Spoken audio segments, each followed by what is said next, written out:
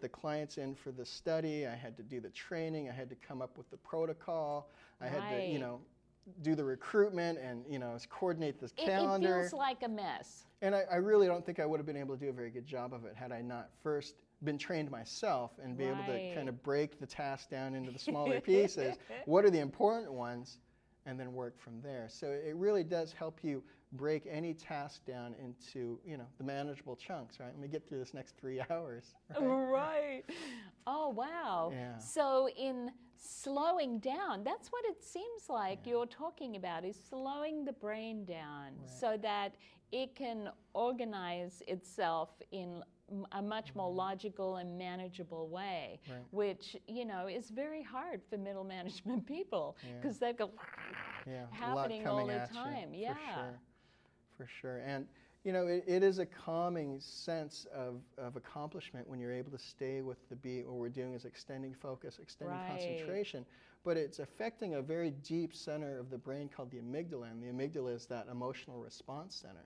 So it can also, that says, who are you looking at? Yeah, it can also backfire. And I've worked with autistic kids who didn't like the task, would get frustrated because they kept hearing the negative reward sign, and they reach across and slap me in the face.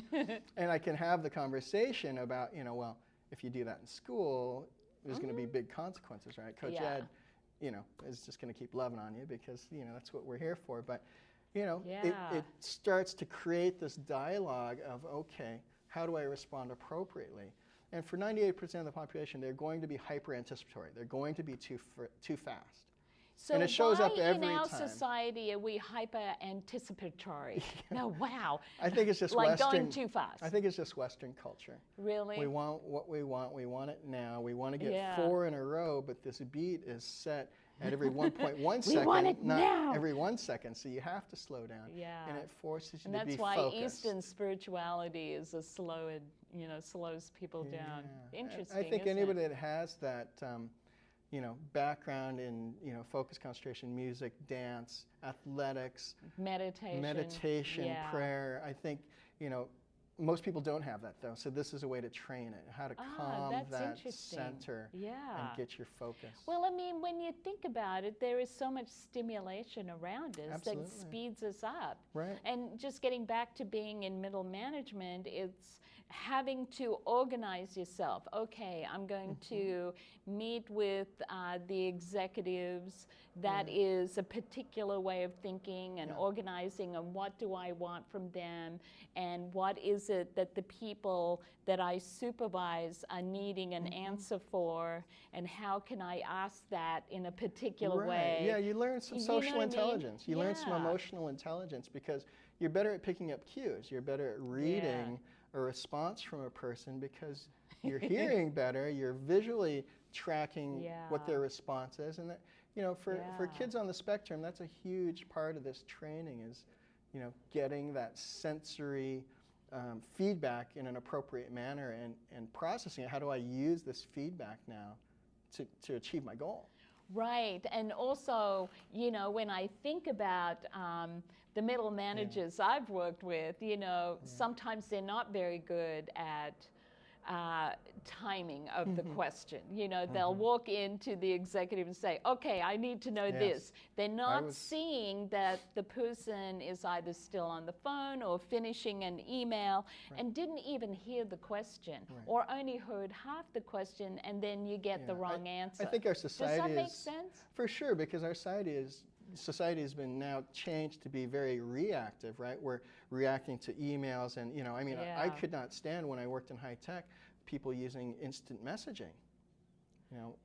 It's really so interrupt driven that you can never stay on task. That's right. So, it was something I couldn't use. But we developed these compensatory strategies, and oftentimes when we learn how to implement these new strategies of slowing down here, I can have the dialogue about, so what do you need to pay attention to be successful in your work environment or in your golf game or, with your mother-in-law or whatever the social situation is. You know what it reminds me of as well is Feng Shui. Feng Shui says get rid of the clutter out of your, cubicle or your home, Right. and then the energy is much more flowing. And what you're doing is showing how there's so much clutter in the mind that we are so distracted. Oh, I love that. Yeah, I love you know that. what I mean? That's a good analogy. Yeah, and so you get to see, oh my God, I am distracted.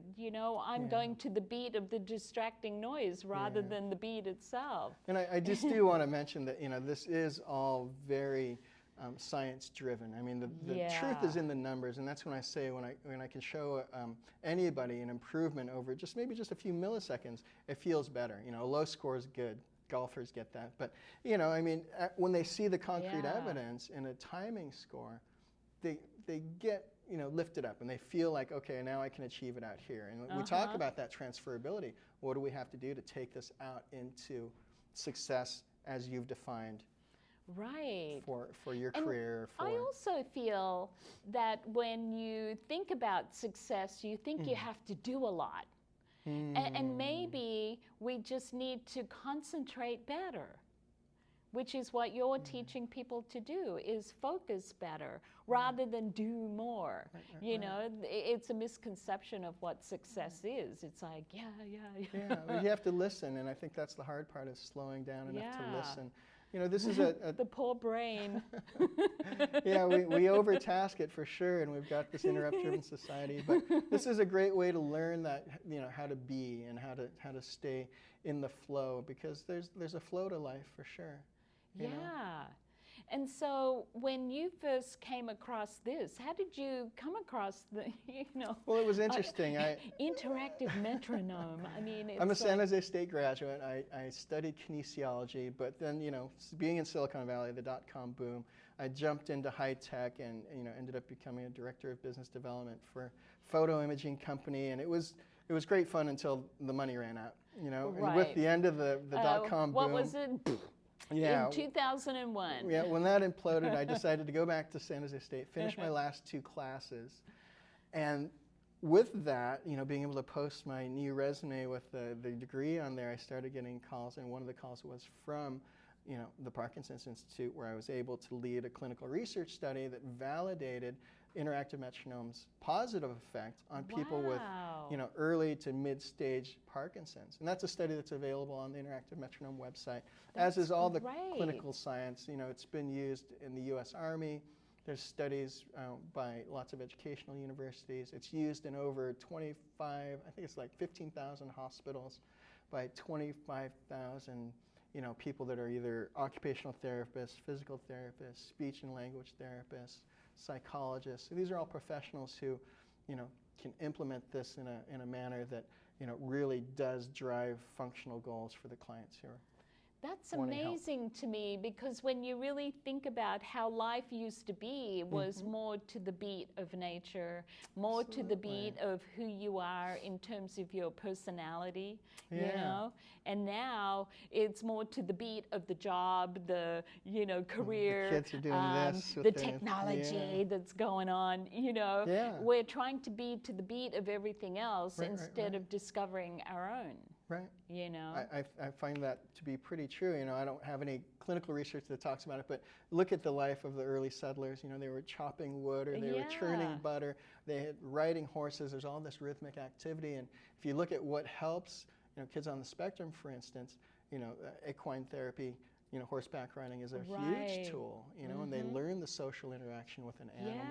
And, they get better at social interaction with people. And music and all these things in the budget cutbacks get cut back. Right. And things like sports and sport equipment and trained sports teachers get cut.